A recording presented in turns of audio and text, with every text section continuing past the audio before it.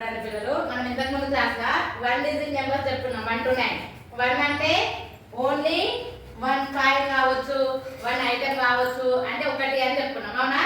2 అంటే 2 కాయిన్స్, అంటే ఈరోజు మొత్తం మనం మనీ తోటి నెంబర్స్ ని ఏ విధంగా నేర్చుకున్నామో చెప్తా వినండి. ఓకే, 2 అంటే 2 కాయిన్స్.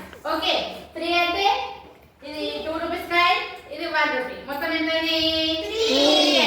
అయితే 4 అంటే ఇక్కడ 4 కదా, 4 అంటే 2 రూపీస్ కాయిన్, 2 1 రూపీ కాయిన్, మొత్తం ఏమైతే 4 అన్నమాట. ఓకేనా.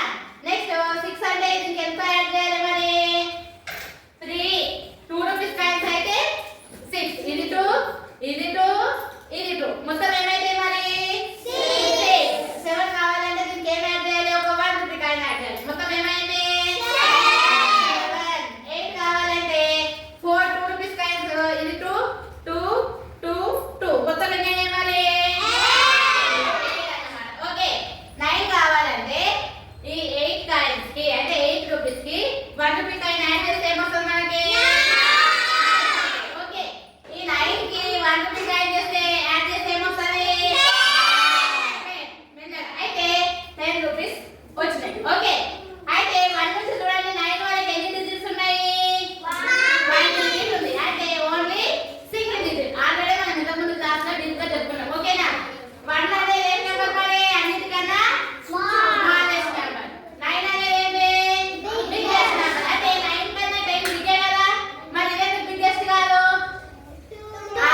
వెరీ గుడ్, నేను ఏమన్నా 1 డిజిట్ లో స్మాలెస్ట్ అన్నా బిగ్గెస్ట్ అన్నా, కానీ 10 అనేది ఎన్ని డిజిట్స్ నెంబర్ అది 2 డిజిట్ నెంబర్ అన్నమాట. అంటే ఇక్కడ 10 ఉన్నాయి కదా, ఈ 10 ని బండిల్ అంటే బండిల్ కట్టొచ్చు కదా.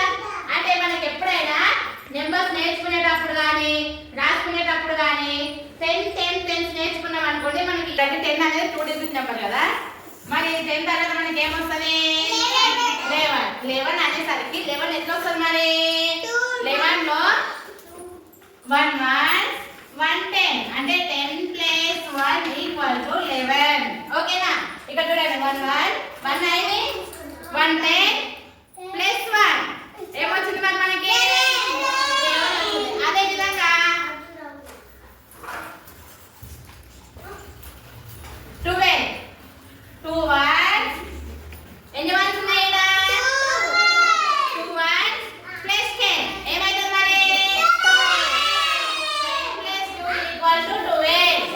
13 అంటే 3 వన్స్, 3 వన్స్ అంటే ఒక 2 రూపీ కాయిన్, ఒక 1, 3 వన్స్ కదా ఇవి, ప్లస్ 10 ఎంత వచ్చింది మరి 13. అంటే 10 ప్లస్ 3 13. అదే విధంగా 14 అంటే 14 లో ఎన్ని వన్స్ ఉన్నాయి మరి 4 1 110, 4 1 110, మరి ఎంత అవుతుంది 10 ప్లస్ 4 14. 15 లో ఎన్ని వన్స్ ఉన్నాయి చెప్పండి ఇప్పుడు 5 1 ప్లస్ 10 ఎంత వస్తుంది మరి 10 ప్లస్ 5 ఈక్వల్ టు 15. అంటే 10 plus 5 10 plus 5 is equal to 15. అర్థం. నెక్స్ట్ చూడండి 16. 16 లో ఎన్ని వన్స్ ఉన్నాయి 6 వన్స్, ఎన్ని టెన్స్ ఉన్నాయి 110. అంటే 10 ప్లస్ 6 ఈజ్ ఈక్వల్ టు ఏమొస్తుంది మనకి 16 వస్తుంది. 10 ప్లస్ 6 ఏమొస్తుంది మనకి